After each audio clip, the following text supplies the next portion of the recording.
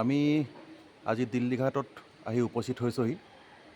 সংগ্ৰাম নামৰ এখন আমি চলচ্চিত্ৰ আজি আমি এটি সুন্দৰ শ্বুটিঙৰ বাবে ইয়াত আহি সমবেত হৈছোহি।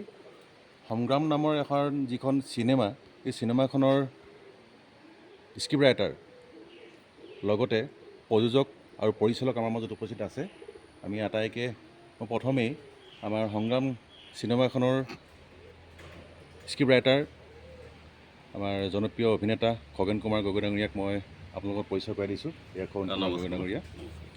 আমাৰ মাজত উপস্থিত আছে এই চিনেমাখনৰ প্ৰযোজক আমাৰ অমীয়া সোণাল গগৈ বাইদেউ, লগতে আমাৰ গগৈ ডাঙৰীয়াও আছে, আৰু আমাৰ চিনেমাখনৰ পৰিচালক ডাক্তৰ অসীম ৰঞ্জন ফুকন ডাঙৰীয়া আছে।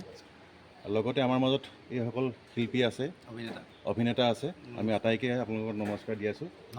নমস্কাৰ।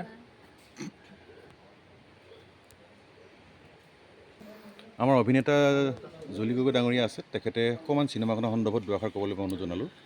হয়, নমস্কাৰ। আজি যিহেতু আমি দিল্লী ঘাটৰ এটা সুন্দৰ এটা প্ৰাকৃতিক পৰিৱেশৰ মাজত এই চিনেমাখন যিহেতু আমি শ্বুটিং কৰিবলৈ আহিছোঁ, এটা সুন্দৰ এটা কাহিনীৰে আমি এই চিনেমাখন ইয়াত অভিনয় কৰি আছোঁ। আমি সকলো ইয়াত কলা কুশলী আছোঁ আৰু ভাল লাগিছে। এই গোটেই চিনেমাখন আমি যিহেতু কৰি আছোঁ এটা সুন্দৰ এটা পৰিৱেশ, এটা প্ৰাকৃতিক পৰিৱেশৰ মাজত আমি চেষ্টা কৰি আছোঁ। পূজাতে এই চিনেমাখন আমি উলিয়াবলৈ চেষ্টা কৰি আছোঁ, আৰু যদি চিনেমাখন ওলায় আপোনালোকে সকলোৱে আমাক সহায় কৰিব। আপোনালোকৰ সহায় অবিহনে আমি একো কৰিব নোৱাৰোঁ। আপোনালোকে যদি সহায় কৰি যায় তেতিয়াহে আমি পৰৱৰ্তী আকৌ এখন সুন্দৰ চিনেমা আমি কৰি যাম। আকৌ প্ৰান্তত আকৌ কৰিছোঁ আমাৰ যি সংগ্ৰাম, এই চিনেমাখন আপোনালোকে সকলোকে উপভোগ কৰিবলৈ মই অনুৰোধ জনাইছোঁ। নমস্কাৰ।